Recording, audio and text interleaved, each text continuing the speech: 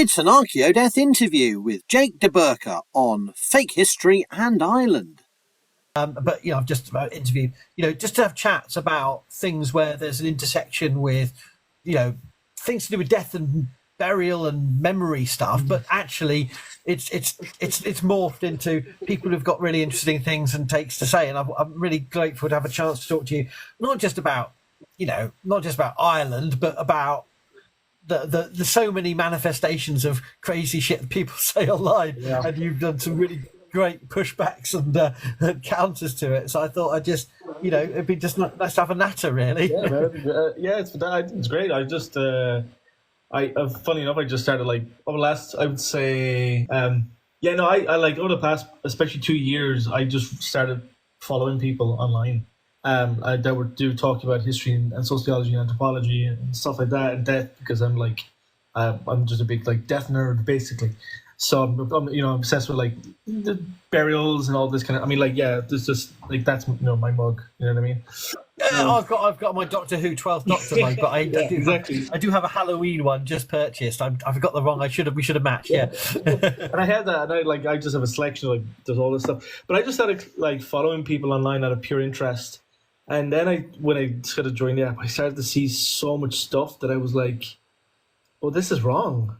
This is not just a little wrong, very wrong." And that's kind of how I started responding to things. You know what I mean? I felt it was kind of my duty to do so, as I knew stuff about it. But perhaps that's a great way of starting off, and is the style you do things, because there's no wrong way or right way, but I must admit I rub people up the wrong way when I do it really robustly, and you've got a much more gentle way of doing it, and I try to do that and it just feels false for me and I want to be going no, but you've got a really nice way of, and sometimes you look as tired as we end up feeling listening to the nonsense. Even if you give a 5-second clip, I feel suddenly this drained, and when I see you go, oh, I go, yeah, I feel that already, but no, you do, in seriousness, you do have a nice way of trying to take people on the journey as to why this is an issue. I do like the style of it. Yeah, I'm glad. I'm happy that's how that comes across, because usually inside I'm burning, in my chest I'm going, I really want to fight with you. I really want to have a fight. But I've, which has been my problem in the past with other things. But over time, what's happened is because I've had a load of jobs over time, most of them involve storytelling in some way. And eventually I've being incredibly lucky to become an educator. And because oftentimes I have to introduce pretty big concepts to people, that has tempered me a huge amount. Because I do have that same feeling. I do have that want to kick out and be okay, no, you're wrong. You're just wrong. You know what I mean? But I have known from having conflicts with students in the past about things when they've been resistant to learning something, that I'm like, oh no, actually I really shouldn't do that, because nobody learns anything if I do that. You know what I mean? So, and being being 6 foot and Irish as well, that sometimes intimidates certain types of people, and it's not a great look for me. And a lot, to be fair, a lot of that is down to my wife's influence. She's brilliant, so she's don't say that, don't do it that way. I'm like, okay, fair enough. But I've probably said it before in lives. I don't know how, if anyone, I have admitted publicly that in my 25 years of teaching, there have been rare but significant moments where I have literally lost my shit in front of a class, because their levels of either poor behavior / not childish behavior, but just lack of engagement just led to a point where I just went, for Christ's sake, you bunch of, or something like that. And then I go, but I can't do that anymore, because education isn't the way it was at the very end of the 90s, where anything goes. No, it was never like that. It was never appropriate. But my point is that it was never, it was never, and there is an element of that, because people are human. And then you have to put on your professional face. And do the thing you're supposed to do, which is fair. But also we are people who have opinions and sometimes lose our temper. You know what I mean? I suppose that for me the issue is remembering that the actual response videos are not for the person who made the video. He's probably already a lost cause and probably has years of practice of spewing nonsense online, and they've got a monetary angle. They've got their pseudo history or pseudo archaeology is making them attention.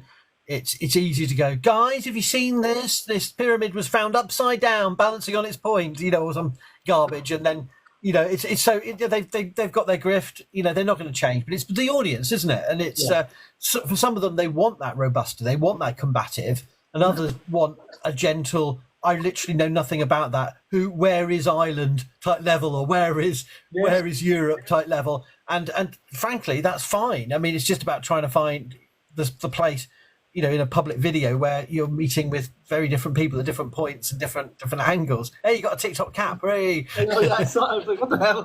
Thanks, Seth. I think that you're right. I have noticed. So from my experience, there's two types. There is the strict grifter person, who probably everybody in the chat knows them as well. The kind of grifter that we have online with regards to, like cultural things, nationalistic things, historical things, and then there's a lot of people who just, which I would say make up the main body of that, who are just normal people who don't have the information, and you have to temper your response depending on which one you think it's going to be. You know what I mean? Because it's a lot more appropriate to get mad at a grifter, because a grifter knows they're a grifter. They can make up all the lies they want. They know they're grifters. They know that. But most people aren't grifters, they just don't know. And that's fair. So I have found that when I've made responses, like when I've responded to people who genuinely don't know, as though they were grifters, it is not a good look for me, and they don't do anything, and they don't learn anything. And it's not fair, because enough people on this app and other things, they just get so much hatred all the time. And I don't think it's fair for me to in any way encourage anything like that. But it is. But of course, there are points where you're kind of okay. Well, that's I've given you a chance and you've responded like ridiculously, so I have to respond in kind in some way. If that makes any sense.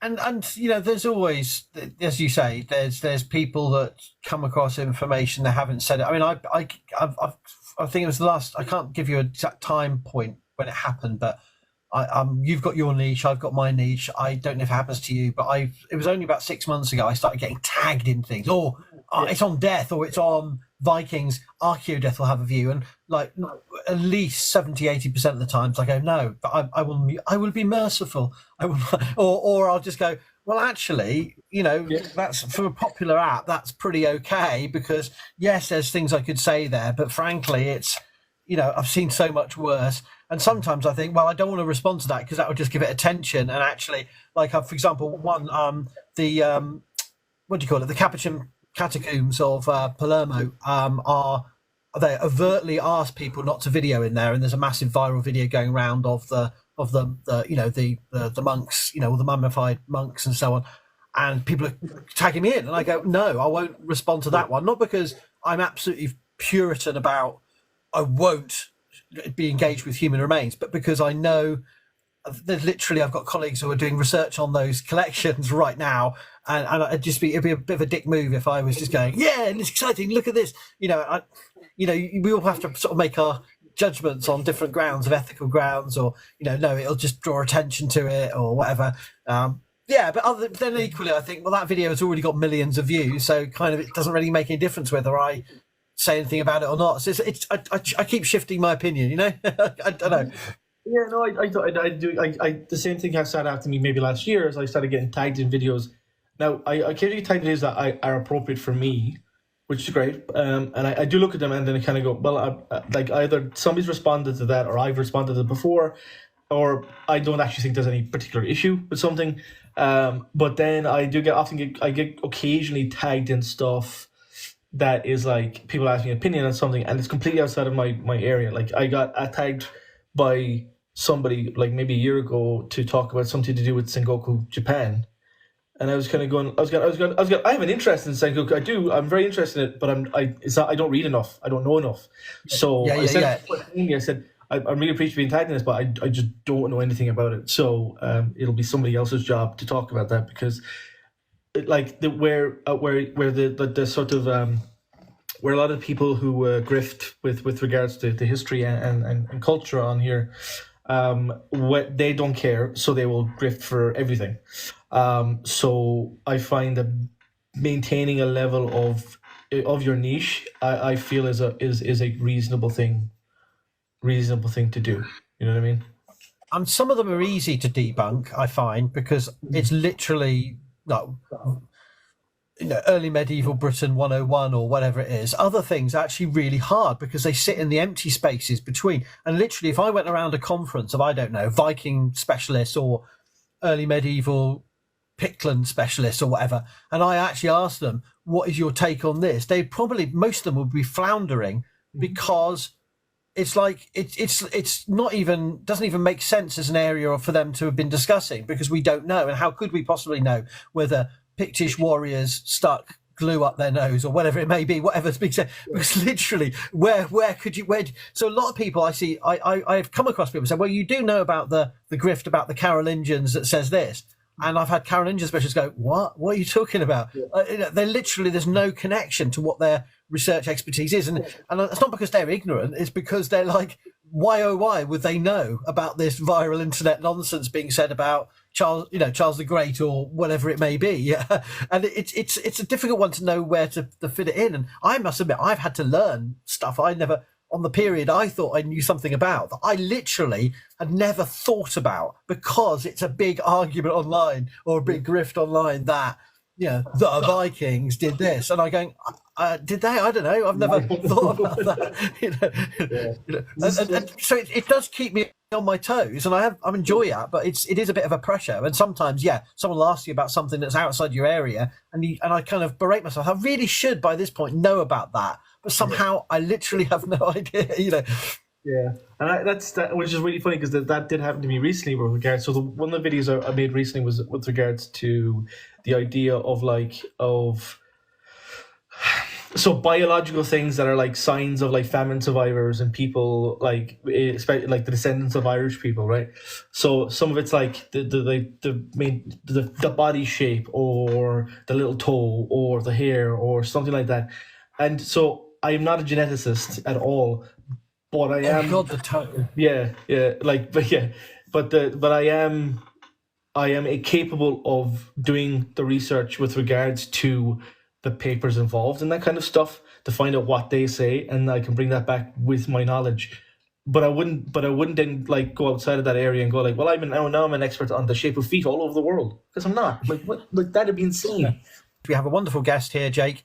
You must follow Jake, and he does really interesting videos, calm, never angry, takedowns of online pseudo history, pseudo archaeology, fake history, whatever you want to call it.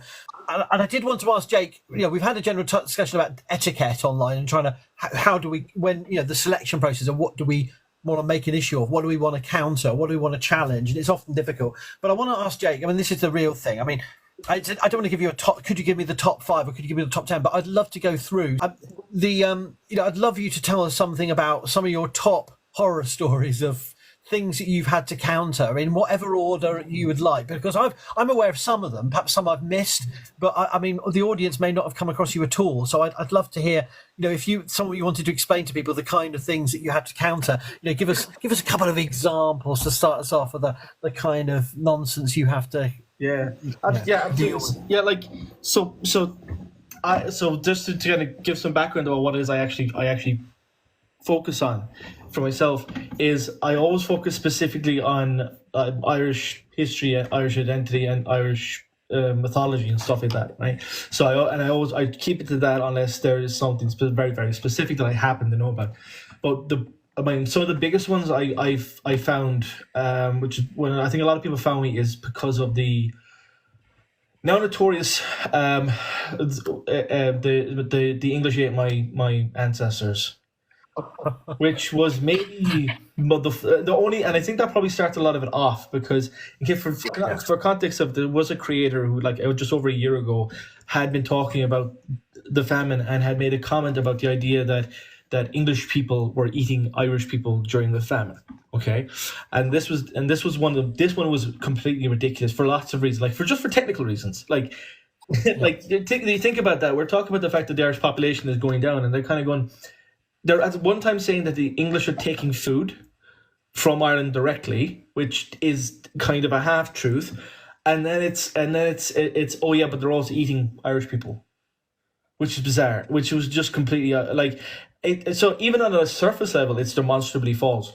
But then we actually look into just the like what was happening in around sort of like 1847 and 45. Like none of that could possibly be true. Not a single bit of it. No, and because English people are a bogeyman in our history for especially in particular the English government.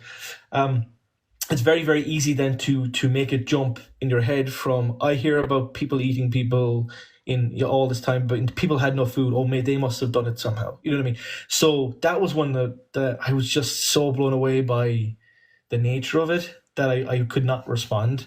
You know what I mean? And that was kind of the first big one for me that I was like, maybe this is a weird thing to talk about, but. I don't know. I don't know if I'm going to haven't really formulated how I'm going to articulate this. So forgive me if this comes across wrong. As you say, there's a legitimate deep time, horrific, both individual acts, but also strategies, institutional, structured disenfranchisement, and violence done to the Irish people. And it's deep time. It's not just like Victorians started it all, because that's another myth of the internet, isn't it? Everything went wrong with the Victorians, but we're looking at at least 1,000 years, 900 years, depending on how you count it, right? But then people flatten that and think that literally the Normans are coming over, having sat down, going, yes, let's do this to the Irish for the next 900 years, and they've all got sort of those thespian accents of sort of because that's how all baddies now have. So there's this kind of like flattened temporal, like literally everything done is part of a planned out colonial scheme from possibly from the Bronze Age. No, I'm joking, but for some people it's the Bronze Age. Yeah, for some people I have seen online, it has been a secret plan for Christian churches, even from from the start to just straight after, we'll say, the birth of Christ, basically, and even before that, there's some sort of almost like Bronze Age invasion that is like organized by it's very very very bizarre, so it's because it's not doesn't take anything away from, diminish the true atrocities and structural inequalities. It actually mocks those by taking it to these conspiratorial levels. It actually undermines that. I think that's the thing I feel about it, and I'm sure you've said similar in your videos that it doesn't no good.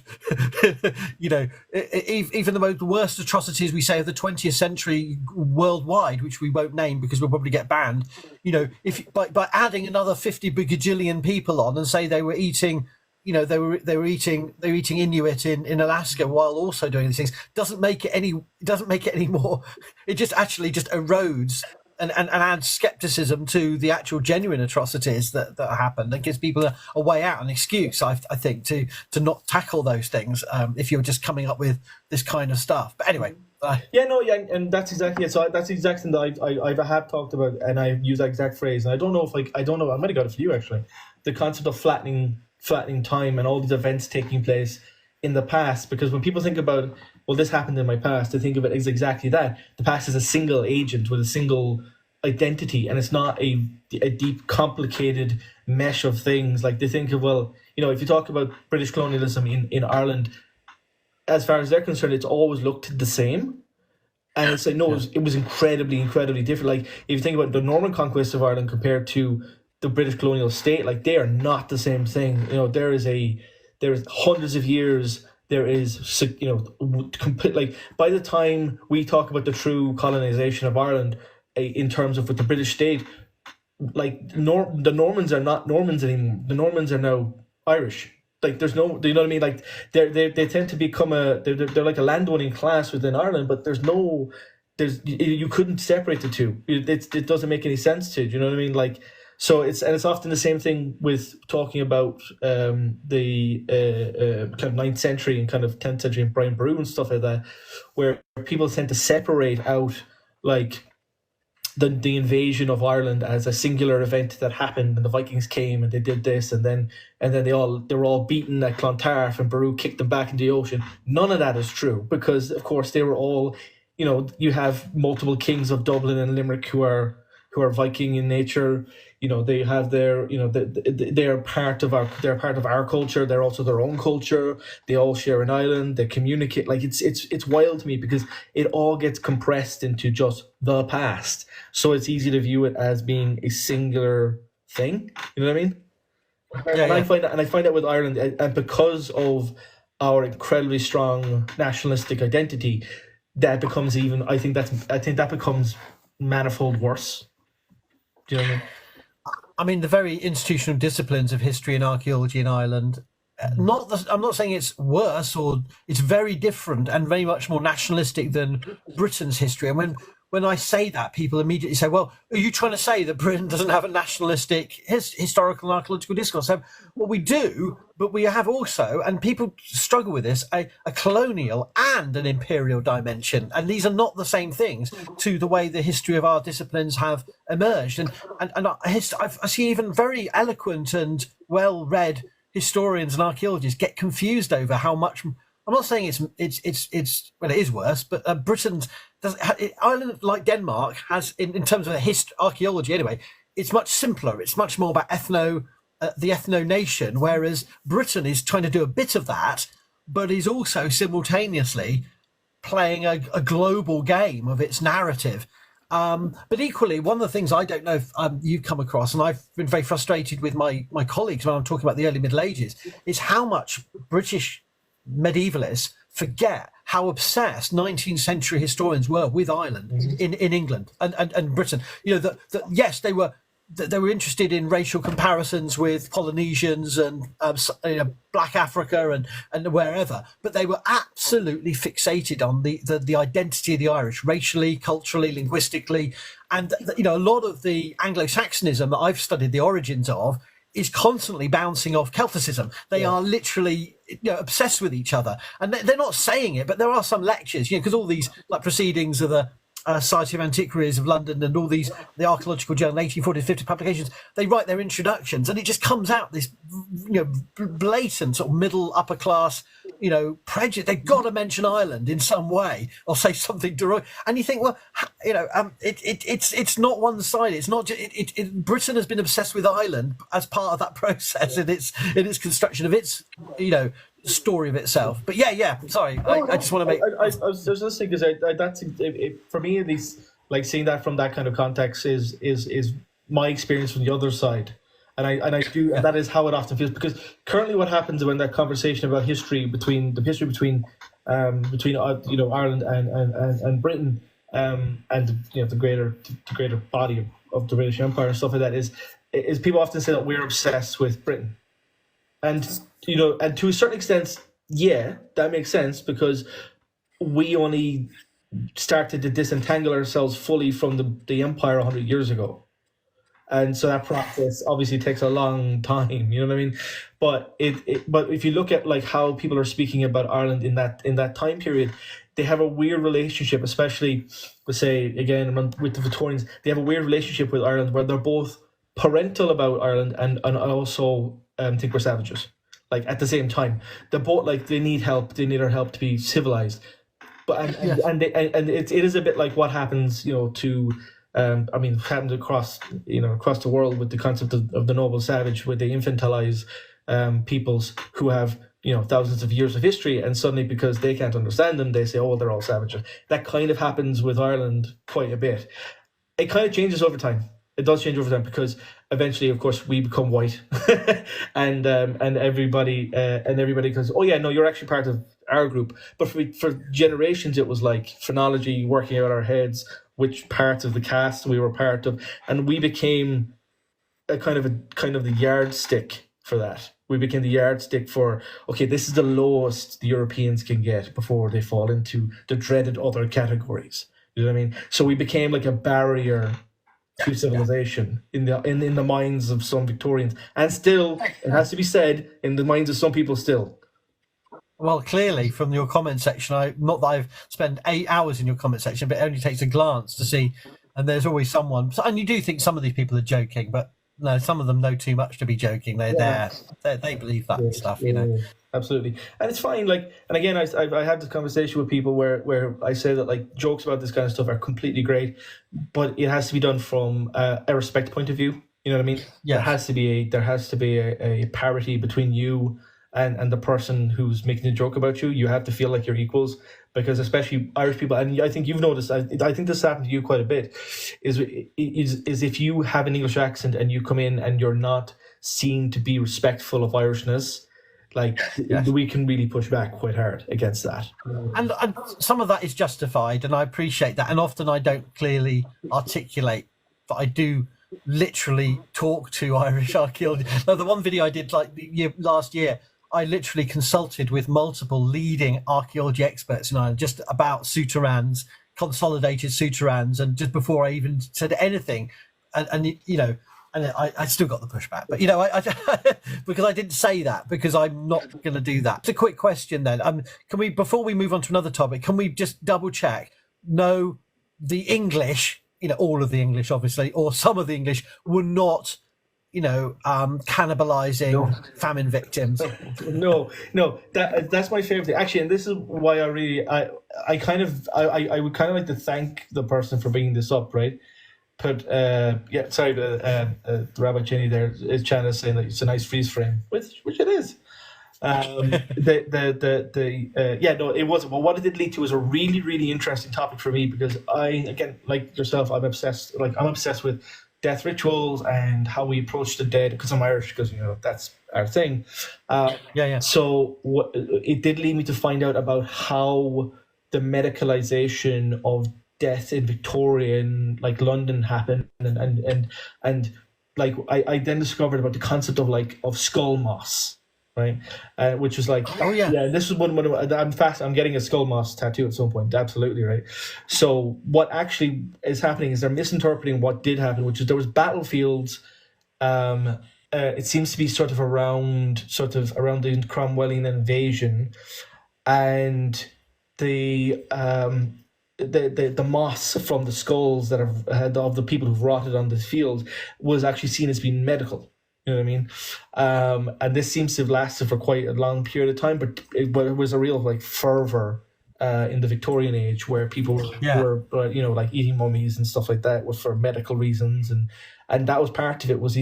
And for some reason, the moss of Irish battlefield victims was one of these ones that people are obsessed with getting their hands on. So and I did not know that, so I owe the person who brought this question to me, who I responded to, a debt of gratitude, because I'm fascinated by this. You know, I think it's fantastic, but it's wrong to say that it's we're always learning as we respond to absolutely, and it's great. It's fantastic. It's great to learn like that. What other things have you had to push back on? So, like, I mean, right now, right now, one of the ones I do find myself pushing back against a lot is stuff to do with contemporary paganism, and regards to Celticism and Irishness, right? There's a couple of things. First of all, before I say anything else, I believe that paganism is a really interesting way of approaching faith. I think it's really, like, as an atheist and somebody who's a Catholic apostate. I think paganism is a positive religion in the world, and it can be. But again, like a great many things, it's no good if you're misrepresenting stuff. And there's a couple of the main ones is every single St. Patrick's Day the same thing happens. Yeah. I have to explain that St. Patrick didn't massacre Druids, didn't have a holy war in Ireland, didn't create a situation where he didn't drive out the snakes are not an analogy for the Druid class. It's just not true. There's no evidence for it whatsoever, and unfortunately, because again we talk about this concept of flattening time, they attribute the atrocities of the late Catholic Church to the colonization of Ireland by Catholicism or by Christianity. So they flattened this out. So there's this belief, very prevalent among many pagans, not just in America, not just in Canada, not just in Ireland or Britain, but all over the world, that that St. Patrick basically came to Ireland, killed all the druids, burned all their books, and the snake analogy means that they're the snakes of our mythology. It's not true. There's no reason to believe this. So, and it happens every year, and I have to go over this every year. I'm going to say something you feel free to completely knock down as nonsense, but I wonder whether this is in a way, a form of cultural appropriation, because as with the chin lines, I've been trying to combat with, indigenous aesthetics that's being appropriated, not necessarily by pagans, but by cosplayers more actually, but by pagans too. I wonder if it's like the kind of Catholic Church that they're railing against is the very Catholic Church of the late 19th, early 20th century that boarding schools, all the atrocities we see in Canada and elsewhere. And it's almost like Ireland wants a bit of that action, as if they don't have enough of their own horrors in their history. They want that version so that they can feed into that North American discourse of indigeneity. So and it's almost like that's a bit sketchy, because what it's doing is kind of co-opting a form of indigeneity and nativism that is very specific to the colonial experience of indigenous people. That's not. I'm not saying that Irish people haven't experienced other forms, but I wonder if that is that a thing. Do you think, or am I taking it too far there? No, you're not. I think you're dead on with it. So I was recently having this discussion with the concept of unfortunately, what happens with this stuff is Irish people become the default white person for everybody else, and we again, in the same way as we were the mechanism for measuring the bottom rung of whiteness for the Victorians, we become the default, like, oh yeah, but it also happened to us because it happened to my Irish ancestors. You know what I mean? So Irish identity becomes a method by which people can obtain a little bit of this minority status that they don't really have. That's the saying of, this is an invented person in my head. This isn't a real person. This is the sort of caricatures that I find online. You know what I mean? That kind of thing. But yeah, there's a certain amount of Irishness allows a level of access to being a victim in history. Yes. And as a result, you can find yourself. You can find reasons then to say, oh yeah, but like that happened to us, so I can ignore what you're saying. You know what I mean? Exactly. And that does happen. It happens all the time. And probably one of the most like explicit versions of this in history, at least for me, is a concept of the Southern Celt. And the Southern Celt is a tradition within North American thinking. Oh my gosh, yes! Someone introduced me to you. Maybe it was one of your videos, but yes, it could have been. I don't know. I'm not. So it's a way of. So you'll see a practice of Americans in the South and the traditionally like Dixie, the traditional racist South image, trying to separate themselves from the concept of the Anglo-Saxons or the WASPs by connecting themselves to Irish identity, and as a result, in the same way, they're therefore able to access victimhood, and they're allowed to rally against the state. They're allowed to say that, oh yeah, but we were victims in the Civil War, and we were victims here, and we were victims. And rebellion is the rebel. That's it, isn't it? It's rebellion and that sense of resisting, and the Scottish can buy in because it's like Rob Roy or Mel Gibson. They all match into one. I don't know Scottish history. Mel Gibson was Scottish after all. No, I'm very famously Scottish. Sorry. I just said Mel Gibson because I know it goes people, but and that's exactly also part of the Southern Celt myth. Is again, I guess, Scottish identity, Welsh identity, stuff like this, stuff that they can access, that then they can use in order to justify, being racist as hell, or justify, it becomes a shield for them.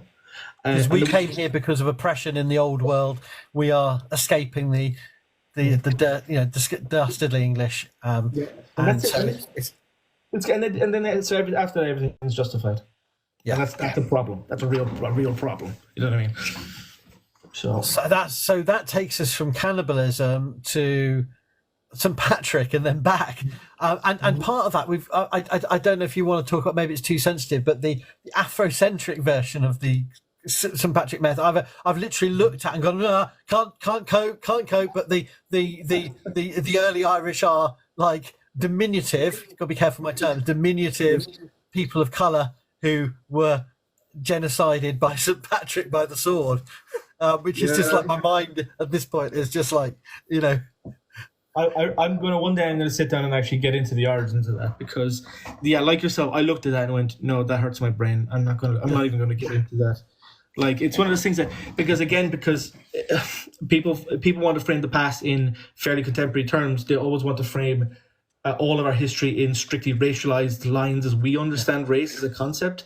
And then you have to kind of go, well, race was invented 200 years ago. And then they go, no, it wasn't. Race has always been around. I'm going, no, we invented it like fairly recently for really bad reasons. Well, I did realise there's a whole series of, whether they're produced by AI or they're produced by a whole Afrocentric pseudo history sort of cabal on Amazon, that producing these books they're claiming was every personage is black. So there's apparently a book called King Offa, the history of black. And I was like, but I mean, it's I got a main, really. But it's thank you, main deliverer, whoever that was.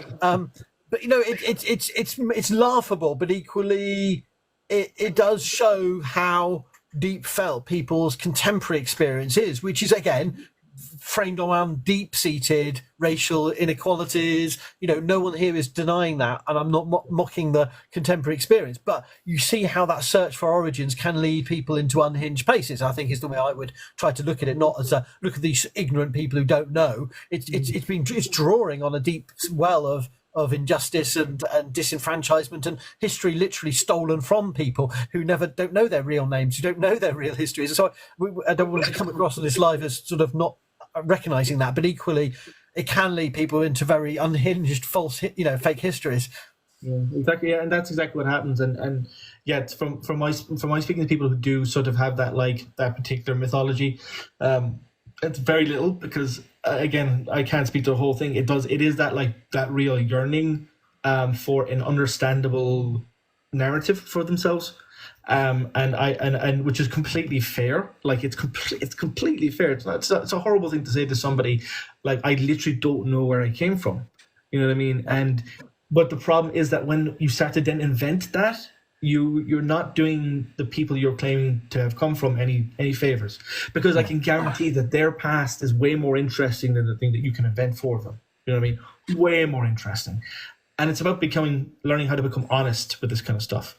You know what I mean? And that's that. And yeah, I've seen that myth a few times. I will definitely one day talk about it, but it's one of the subjects that I am just, I have to, like, sit back for a couple of hours really think about, because there's a framing there that has to happen. Because look at me, and if I start telling people that they can't have this past, especially if it's Afrocentric history, they're going to go, what are you talking about? I'm kind of going, I know, I get it, I understand. You know what I mean? This naturally leaves us, and we perhaps should have addressed this the other way round, because people are craving in the comments for us to deal with the Irish slave myth. And I wondered if you would be willing to tackle that, please. Yeah. So the Irish slave myth is an interesting one. So the Irish slave myth was probably one of my first true, like, interests with regards to being online. So I get to do my favorite thing. I get to admit when I'm wrong, right? So I was one of the people who believed that. 100%. When I was a teenager, I believed 100%, because I have the books that it came from. I have White Slave. I have, the whole things about Barbados and all these kinds of things. So I have those books, and I had read them, and I had in my head created a version of slavery that was, like, all encapsulating. Right. And it's just one thing, and quite clearly it just isn't. That's not true at all. I'm really lucky in my personal life, because my wife is an expert on this stuff. She's a PhD in intellectual history in St. Andrews. So she's my, like, go-to for everything, right?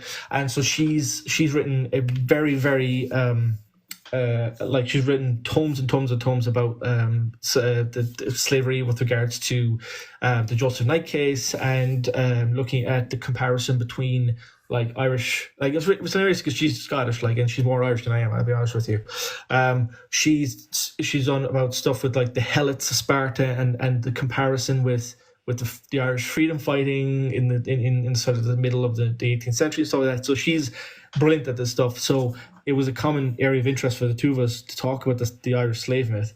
And Liam Hogan is somebody who I will meet because he's from my hometown. You know what I mean? And he's done the best work so far on it in terms of the online engagement. Yes. And maybe just to talk about, like, for me, just to explain what the Irish slave myth is. It is the myth that the Irish were slaves. It's kind of as simple as that, right? But what happens is that people are misinterpreting so much about the historical data. Like, they say that, oh, well, you know, Irish people were, you know, we were indentured servants and therefore we were slaves. But we're not, because indentured servitude is not the same thing. Oh yeah, but the Irish kept slaves back in, you know, the 9th century. Yes, we did, to the point where we invented, you know, they bear one of the minimum units of currency was the hummel, which is like the price of a cow when compared to a woman, you know, a slave woman. That's, you know, that was the whole thing, but it's not the same system. And the system we talk about contemporarily when we talk about slavery and enslaved peoples is the capitalistic Atlantic slave trade, which is completely different from the indentured servitude that Irish people went through, because it had no end. You were property, and you had your property, and it is a completely dehumanized in every possible way the people who were taken from Africa. The problem is, again, and we talked about this a few minutes ago, it allows the indentured servitude status of the Irish allows for people to ignore legitimate contemporary criticisms of the system that we have been left over thanks to transatlantic slave. You know what I mean? And as a result, it becomes a beautiful tool for the far right to use in order to say, oh yeah, but that's not a real problem because it also happened to us. It didn't. Not like and to be fair, I, as well as being duped by the far right and being a myth, I understand it too, because like indentured servitude is so much worse than anything I've ever experienced in my life, and my immediate, even my coal mining grandfathers and great uncles. That hard manual labour of the working class in the South Wales valleys is not the same as indentured servitude, and I've seen the rhetoric of that. I've had Welsh people talk about coal mining. We were like slaves. No, you bloody weren't. You know, my point is, even it's all right from a position of comfortable early 21st century living. The idea of that kind of manual labour for like 40 years of your life, you know, is horrible. Then indentured servitude is even further in the distance as a real experience I can imagine, and it, you know, but the enslavement forever in perpetuity is so horrific. One cannot imagine it. I'm not trying to let people off the hook. I'm just saying it is so far that it almost becomes that from a distance it all looks the same, you know, because we're not in that situation, and we all joke about, you know, oh yeah, some people have to work long hours and there's some really shitty 0-hour contracts or whatever. And yes, wouldn't diminish any of the experience of people working in poor conditions today, but equally, it's not the same thing. No, and it isn't, and like, you know, and it wasn't the same thing even over, you know, periods of history. It just isn't. You know, like my own name is Burke, so my own in English it's Burke, right? I prefer to Burke it because for obvious reasons. But my family's name in Ireland from the region that my family would come from is on those books as having owned people. Yeah. So what am I? Am I victim or am I perpetrator? You know what I mean? Because I can be both depending on how I feel that day. So, you know, and it is not the same thing. Like indentured servitude specifically has a completely different legal status to chattel slavery. You are not the same thing. It is not in perpetuity. You're not eternally. You are not property in the same way that you are if you are a chattel slave. And Irish people did not suffer that in that way in that time period. It is still awful. It is still awful. It is just not that awful. That kind of awful. It is just a different awful. It is like, you know, it's like yeah, my leg hurts, but my neighbor's, but you know, but you're saying, oh, your toe hurts. You know, it's like, but those are equal things. It's going, yeah, they both hurt, but one of them is very different from the other one. You know what I mean? It's like my leg is gone and your leg hurts. There's a big difference between those two things. But again, it comes back to the flattening of time, and equating all things with being the same thing. So and that's a huge problem. And again, if anyone's ever interested in this, you've got anything to do with the Southern Kilt, they all deal with this kind of stuff as well. Like in reading about that kind of stuff, and yeah, it's a pretty awful thing to do. And also, we went away, and Irish people went away to foreign countries, and we became the oppressors as well. We became the first slave catchers. You know what I mean? Like we were the first true gangs who were sent to free slaves. Were Irish gangs. We went away, we brought people back. A completely different system, and just it's just one of those things. It's also incredibly emotive, of course, because it's incredibly. It's very hard for people whose ancestors were chattel slavery to then have to listen to someone go, yeah, but I was also. No, you weren't. It's not the same thing. It's awful in a different way. And the internet makes it all worse because we're suddenly in each other's spaces, and you're hearing some things. If I heard an Irish person in a pub in Cork saying something like that, I probably would go, yeah, I kind of get that angle. I'm not going to go, actually, I think you'll find, it's not going to, but no, seriously though, it's not about being factually correct. It's about understanding people's context and experience. And yes, there are literally white supremacists and racists peddling this stuff, but they're also genuinely kind people who this is a part of their identity. I'm not going to say they shouldn't be corrected, but, I don't, as shocked you'll be here, I literally wouldn't go around, parts of Dublin city centre on a Saturday night correcting people's commentary on or likewise I wouldn't do that in Liverpool or something either. It'd be like, but equally though, we've got to be quite robust in other ways about these things. So I suppose it's about learning when the context is. I mean, I've had some like public talks where you get the question, people come up at the end, and then you get like, you didn't listen to 50 minutes of the 51 minutes I spoke, did you? And here we are. Like I had things that just are so unhinged, but part of it is they just want to tell someone that they see as an authority their truth, and it's totally bananas. Like the guy who I gave a talk about early medieval Wales, and he comes up and says, "Well, but there was nobody there." And I said, "What do you mean there was nobody there?" Well, the meteor destroyed everyone, didn't it? And I went, "But didn't you know all these sites I was talking about?" And yeah, but they were all destroyed, and you can chart it because we've got this gap in the archaeological record across Wales where the meteor singed the trees and the people. And I was just looking at him going, is he teasing me? But no, this was his truth. And it didn't matter what I'd said for the last 15 minutes. He wanted to come up and say this madness, and it's just like getting it out of his system. And it's almost, I'm not a psychologist, but it was into the realm of, this is no longer about rational thought. This is about someone who just has to say this to get it off their chest. Yeah, absolutely. And you're right. And it is the problem. And this is when you pay me to realize compliment to saying that I was quite calm in my response to stuff that's being said to me. It is because that's been my experience of the internet. It is because my experience has been people saying pretty horrific things to me, for nothing, for like the smallest reasons. You know what I mean? Because obviously, like, everyone can see it on my profile. In terms of my politics, I'm an anarchist as well. You know what I mean? Like, and people take exception to everything that you are, and yet they think that it's like that gives them the right to immediately jump on top of you. And it's like, no, you don't get to do that. You know what I mean? I know from being guilty of it. Yeah. That's not the way to behave, because I think that because the internet is so new and people don't think it is, but it's brand spanking new in human history. We still haven't adjusted to the way in which we had to have these conversations rationally with people and kindly with people. You know what I mean? And I think that's how I feel anyway about that. And I must admit, I've had to apologise in a video recently because I did the ultimate trick that I criticised other academics for as being insufferable.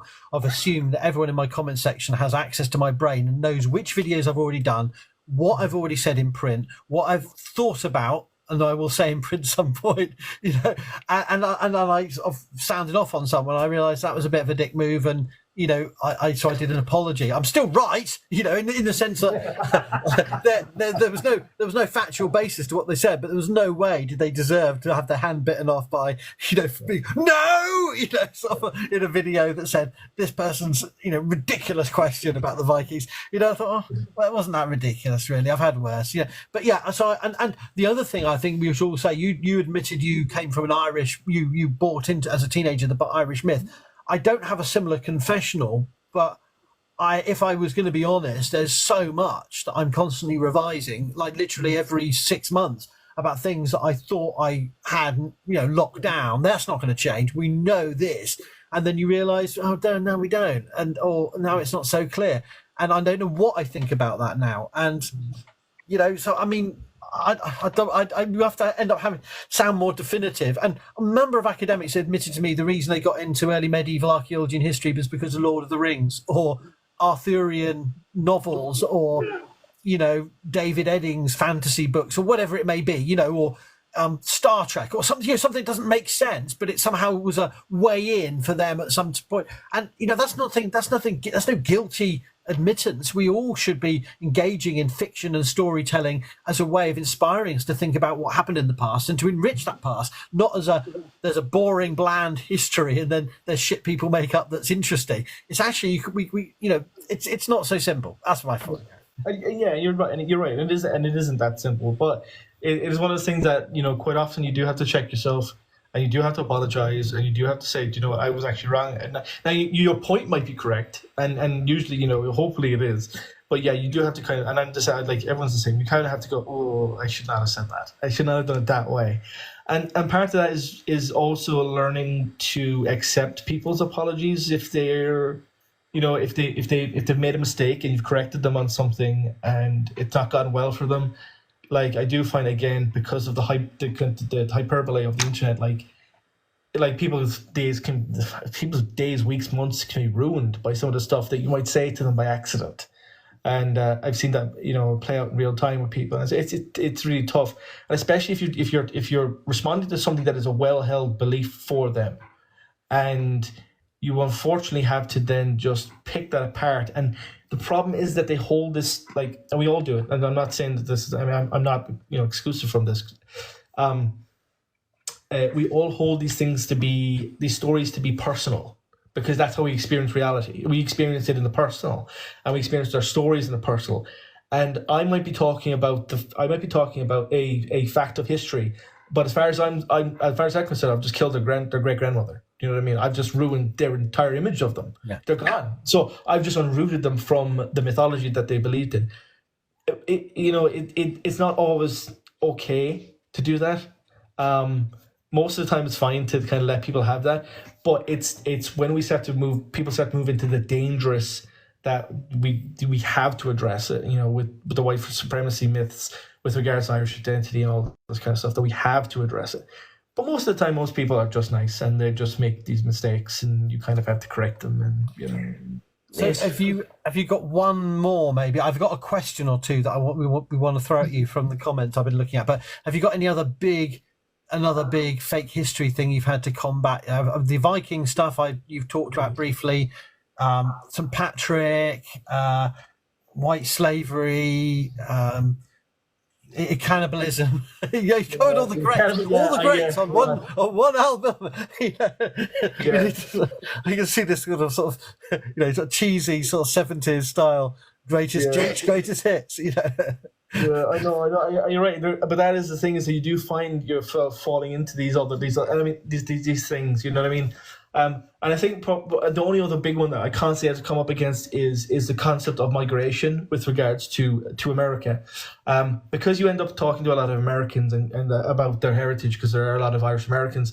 People think that you're always being horrible about them, and I'm always like, no. I'm like, before we begin, there are Irish people who are horrible about Irish Americans, horrible, completely unjustified, horrible way to treat them, right?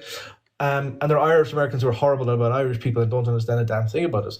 But one of the biggest myths is the idea that everybody who is Irish American is there because of the famine.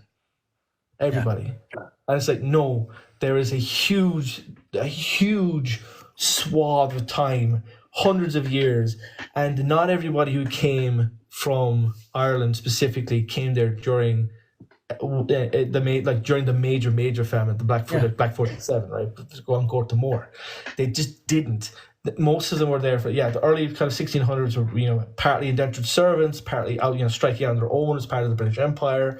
They're part of colonies, and then you have you've got a movement of the more affluent Anglo-Irish from Ireland to places like the Caribbean and to America and Canada and stuff like that. And them having a big effect. So there is this constant mythology around our migration constantly being motivated exclusively by the need to survive, which is not true. Now, there are a lot of us who who have had to do that, and there was a lot of people who were kicked out for being part of for being criminals when they weren't actually criminals. But it's one of those things that. There's that great myth of it's all because of Black 47. It's not. Human history is bigger than that, and there are a lot, but it's not everybody. And there's a lot of questions for you, but I want one that I'm told I have to ask that's been sent to me by WhatsApp. Make sure is links back to the famine, and so we're on back to the famine again. But is this explicit point about, you said it's a half truth that the famine was caused by the English stealing food from the Irish, because there is obviously an element of truth in that soundbite, and I wondered if you'd unpack that a little bit more. Yeah, okay. So talking about An Gort Tamor as an Irish person online is a great way to get death threats, if I'm honest with you, because I have a more complicated take than I think other Irish people have with regards to it. 100% it was the fault of the British state.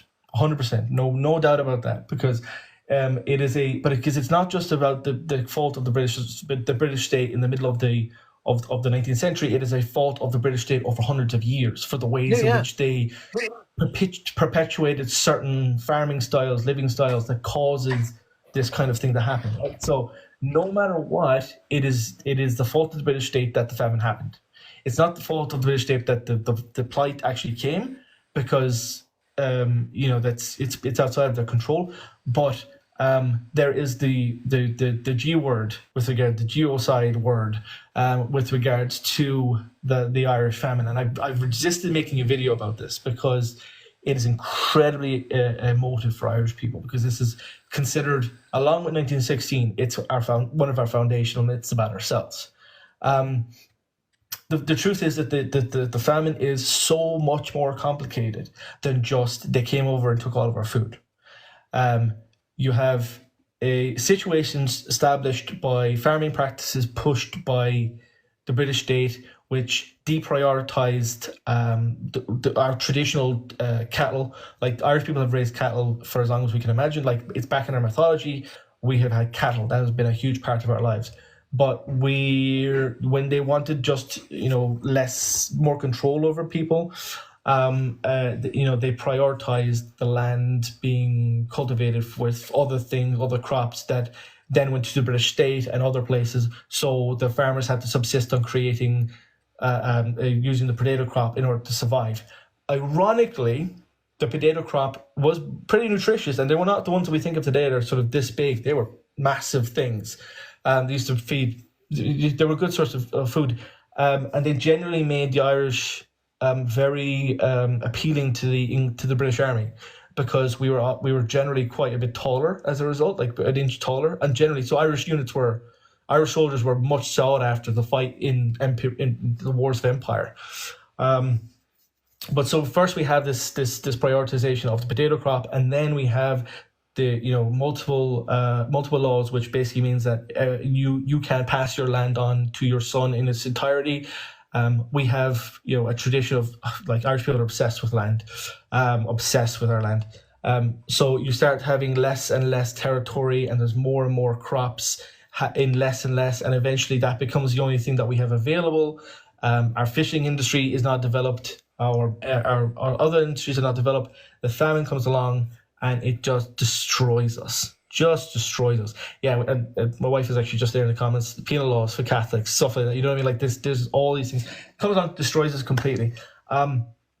one of the biggest myths with regards to that is that there was no attempt by the British state to help Irish people. That's wrong. It's just wrong.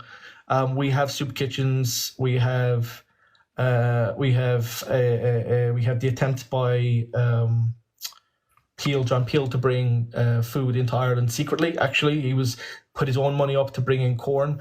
The problem was that these measures were not efficient at all. They were usually pretty pitiful. Like the soup was a famous one because the soup kitchens that were set up in Dublin were for the lowest common denominator, and they were practically no food. They were practically not food at all. But they were actually a PR stunt for the state, and not really about feeding people and getting them nutritious food. So yeah, it's just this is my problem. There's so much stuff I can say about it. You know what I mean? Like, it's just a nightmare. But the problem is that when we simplify it down to they came and stole all of our food, it's just not what happened. It's just not. They are 100% responsible, absolutely. But it's not like they all came and shot us all and took our stuff. That's just not how it happened. You know what I mean? If that makes sense. I think that's a good. I mean, that makes sense to me. I'm not an expert in this, but I think it's really important to have that nuance, because it's not about letting off the British state off the hook, both the deep time structural problems created and the ineptitude of the response. But also, but actually understanding the how this played out, but then equally the denial of any conversation about it in British school system, British culture, is perhaps shocking in itself. It's still seen as an Irish thing. Why is it an Irish thing? Because it should be a conversation that I don't know. No, you're right. It is one of those things. It should be a conversation had between Ireland, between the sort of like joint history between Ireland and Britain. But the problem is just that it's just because British history is so concerned with its own stuff, it doesn't view Ireland as being in any way connected to its history. It just is almost like it's like to the side of it, basically. It's like, there's a little tag on over here, it's called Ireland, they had some stuff to do with us, it's fine, you know what I mean? But the problem with that is, like, obviously for Irish people, because we were the ones colonized, we have an obsession with that history, because it is fundamental to our view of ourselves.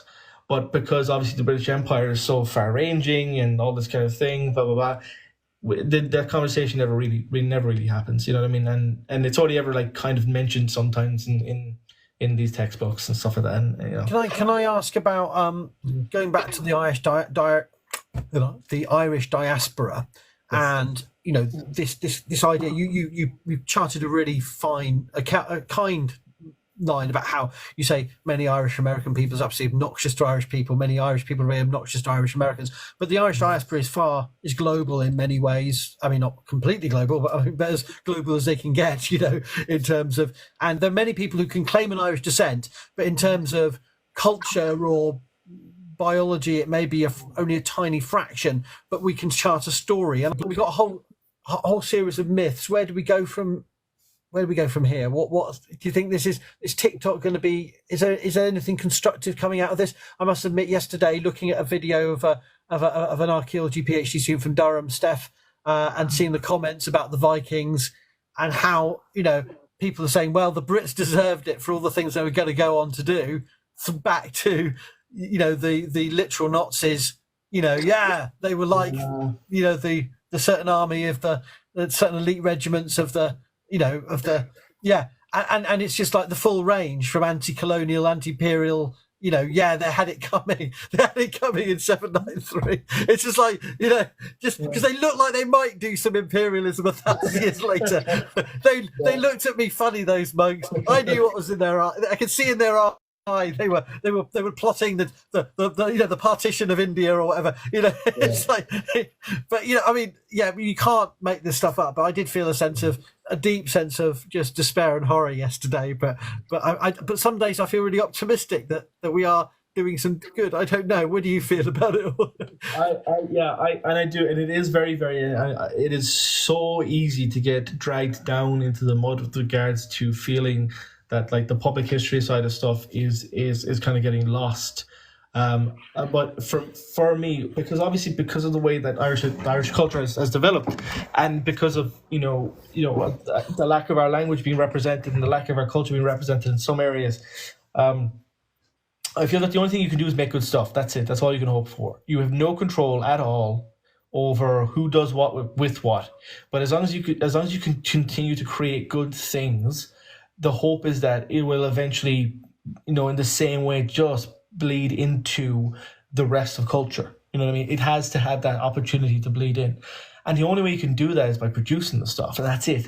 I've seen loads of stuff on TikTok recently with the kind of the way people have organized themselves around groups specifically to tackle misinformation and specifically to promote strong historical points of view that are backed with evidence. And that's all you can do. That's all you can do, and hope for the best, and not be dragged into the mud, and not put up with. And one of the things I don't do is I don't debate fascists. I don't debate people who are quite clearly white supremacists, or quite clearly coming from a point of view in which they wish to use my culture to do harm. I do not engage with them. They have nothing to do with me at all. And that's the point. And by putting more stuff out there that drowns their voices out, the better it's going to be for everybody. I confess that I have the same principle, but equally I'm slow. I'm better at recognizing some than others. And there's been some that I've long blocked, but then they're back on the app, and I've now they're making lots of threatening noises about me because I don't debate them. But they want the association, even if it's the association is to disagree with me. They want a piece of that cachet. That oh look, Professor Williams had to debate me, and I lost, but he had to. It's still a win for them. It's still a win because they get that connection, and that's this is the issue: is that they don't lose in their heads. They never lose. No, and this is something that I have realized over time: is that no matter how good you are, no matter how reasoned you are, no matter how much you're willing to engage and give people the benefit of the doubt, there are specific people you cannot win against. So do not bother and do not give them the time of day, because they will just drag it out. But there are, the only thing you can do to counter that is to continue to drive home a positive message and actually do the research and tell the truth and challenge the problems. But yeah, don't get dragged down into the mud with the Charlie Kirks of the world and all these lunatics. Just leave them there. They can go over there. They can go live in their little imagined world that they made up for themselves. I think that's sage advice. And the problem is, no matter what academic community we have, there'll always be somebody in your link to. I mean, this is the horrible truth of like going to a busy railway station. You'll be always a couple of steps behind or in front of a fascist. And likewise, the same on the internet. You can't. I mean, I've had all manner of retroactive claims, accusations of me because I disagreed with certain extreme social media accounts. That makes me associated with them. And I've got what? And this was years ago, but I was really infuriated about it because I thought I literally shut them down and didn't have any engagement with them, and I still got accused because they mentioned me and bad-mouthed me in a YouTube video. And I go, hang on, how am I responsible for someone bad? And isn't that kind of a badge of honour that some fascist has actually bad-mouthed me? Oh, but no, I'm associated with them, and people have actually gone to academic print saying this about me, and I'm still rather bitter about it because I put a lot of effort into keeping those distances, but you can't. I mean, you can do your best, but there's always going to be a connection.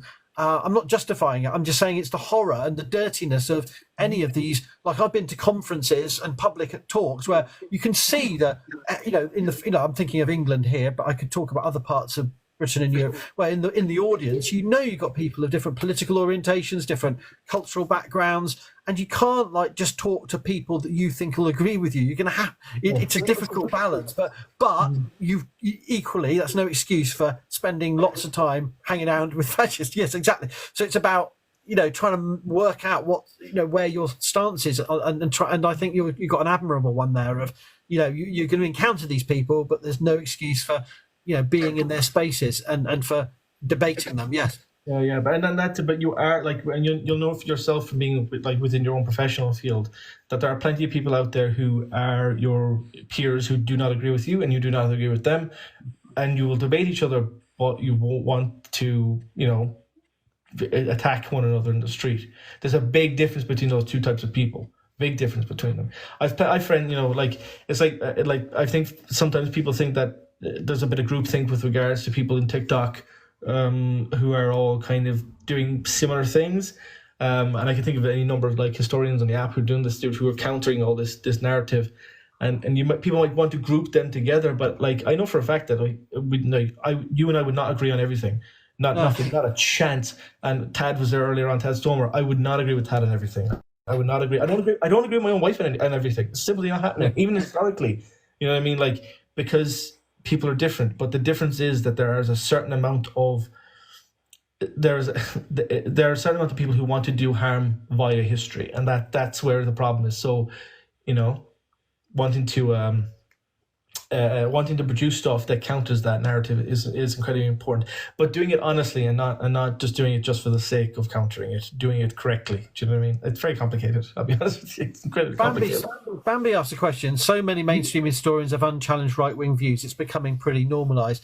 I don't know about that. You see, the problem is some of those that are overtly the biggers of this world, they sit at Oxford and Cambridge and other very unusual elite institutions. And yeah, there are pockets of these clowns, and they do get challenged, but they don't get challenged within the elite circles they waft around in. And it does make me angry and a bit bitter about that. But then equally, I know quite a few right-wing people who have they call themselves right-wing, but actually I would agree with probably 90% of what they say on most issues, or at least not agree, but I understand that they're not.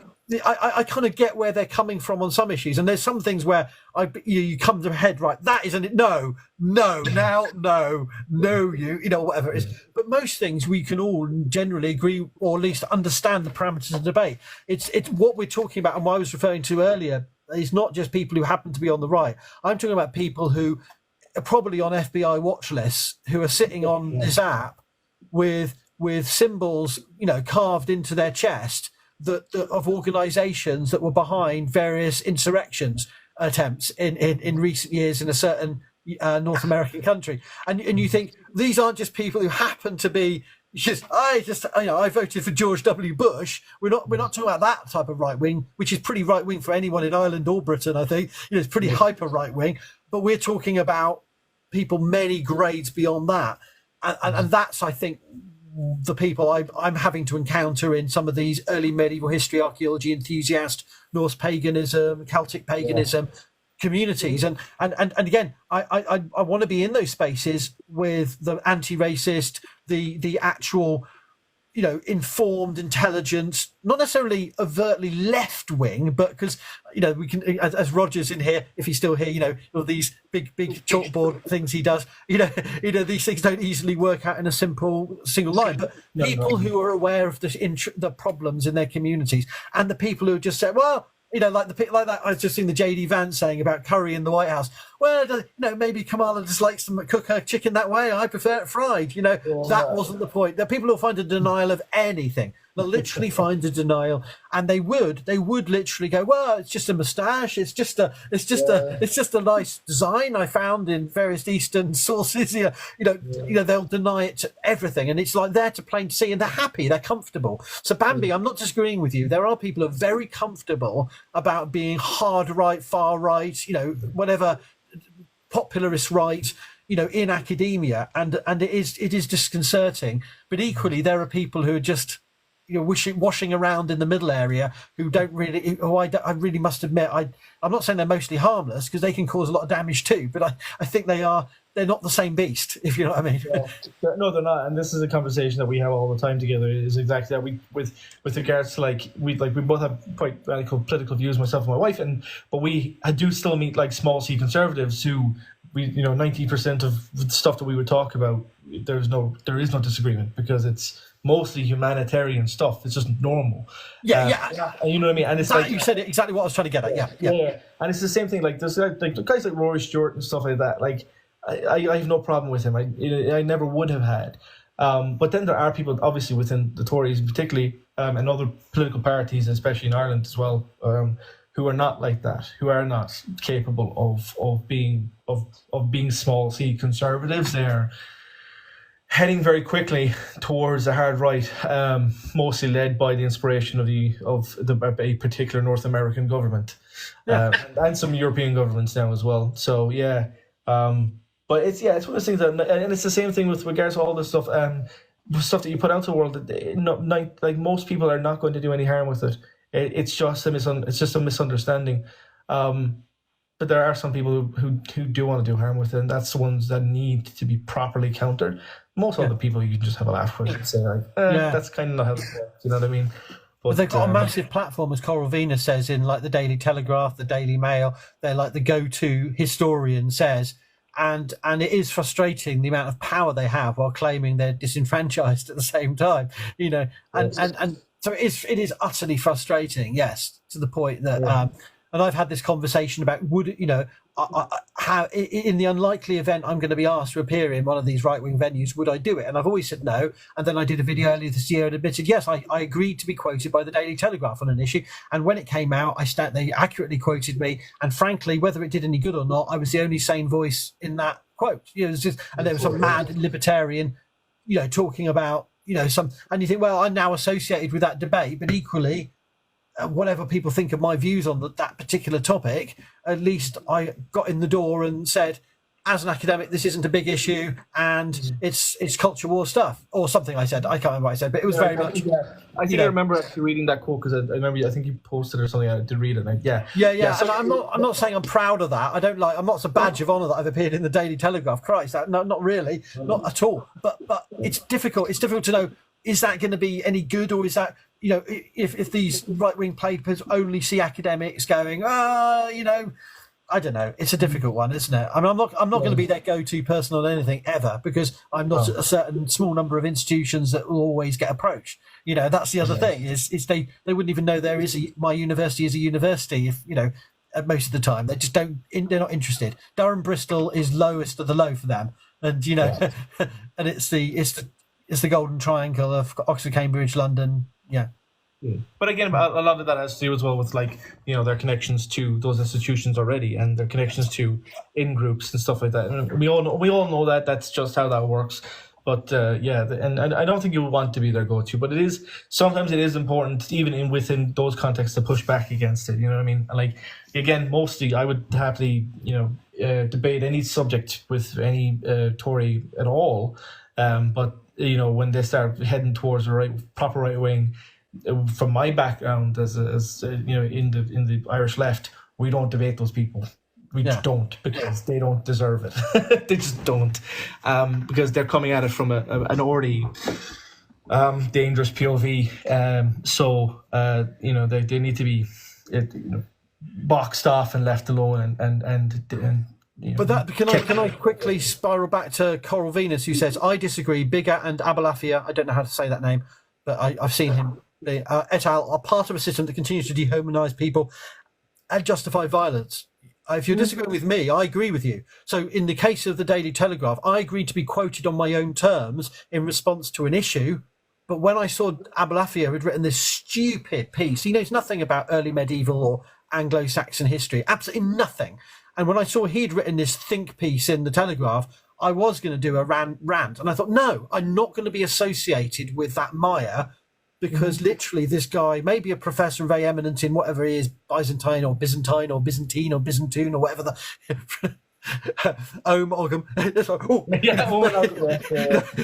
Tomato. But whatever he is, whatever the heck he is, he knows jack shit about these islands in the post-Roman period, right? And you know, I could just, and you know, but I decided, no, I'm not going to do that. I'm not going to mire in. I'm not going to even regard him as in conversation with me, because I have more meaningful conversations with people on the street than I would have with someone who is writing in the Telegraph, who thinks they've got because they're a professor of medieval whatever, they think they've got an angle. And it's the same with some of these supposed woke performative Americans, and he may produce very popular books, but as far as I'm concerned, I have more meaningful conversations with pets outside, you know, in my house, than I'd have with that kind of performative medievalist who just only wanting to speak from his angle. But my point is, we've got to be careful about where we have the conversations, and I don't want to get into conversations. And I know I'm going to get screen captured now by lots of American medievals going, "Oh, he said that Professor Matthew Game was this." Well, I've already said it to him, so you know.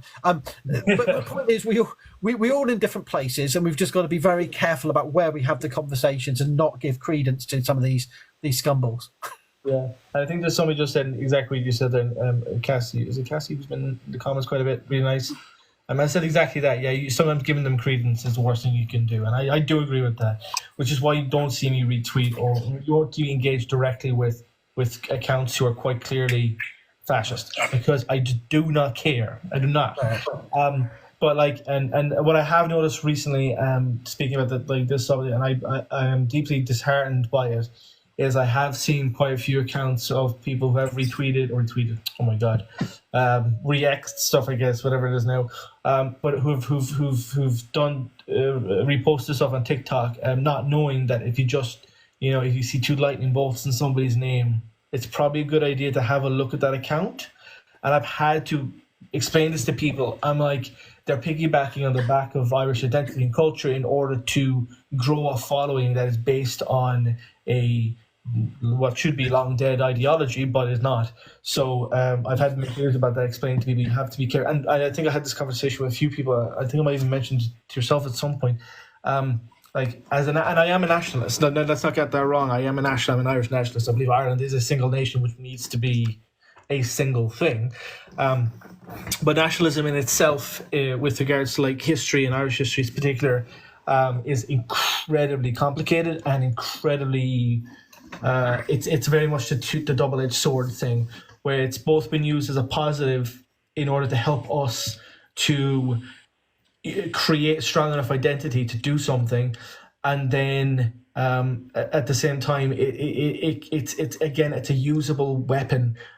Because I had this discussion with lots of friends of mine with regards to the concept of Irish nationalism. You have to accept the fact that if you can take a figure like Brian Boru and make him into some historical like early father of Irish identity, you have to accept that as a left-wing person, the right-wing person can use the same figure and make him into a conqueror and a killer of everybody who isn't Irish.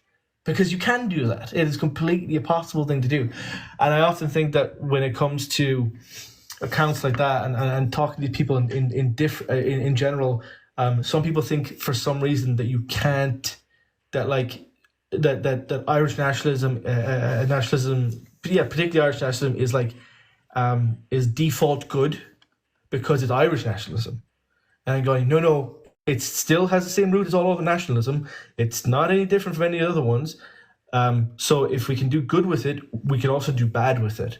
And unfortunately, we're at this point now where we really are beginning to see that flip from using Irish identity and Irish nationalism as a positive in order to breed a strong Irish identity based on our music and our culture and being welcoming and bringing people into our culture, as opposed to now we're going to see people turn on that, and now it's beginning to look like classic fascism from and it's one of those things that I'm constantly worried about. But people think for somehow just because it's Irish that it's automatically good. I'm going no. Nationalism is a tool.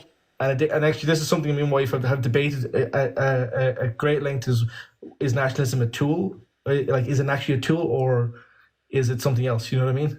And that's a really good point, because yes, people are saying in the comments, echoing everything you said here about the Celtic as well, mainly Anglo-Saxon Norsey stuff, but you get the Celtic nationalistic link in.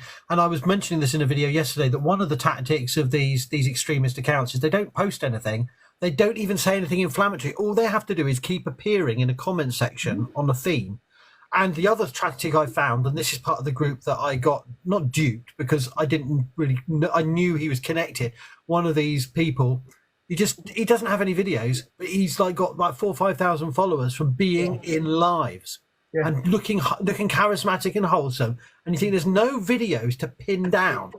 And you just have to go via the comments of who he's in the comments of, and you start to realise, he's in the comments of that person who's a bit fash. He's in the comments, there's another and there's that same guy.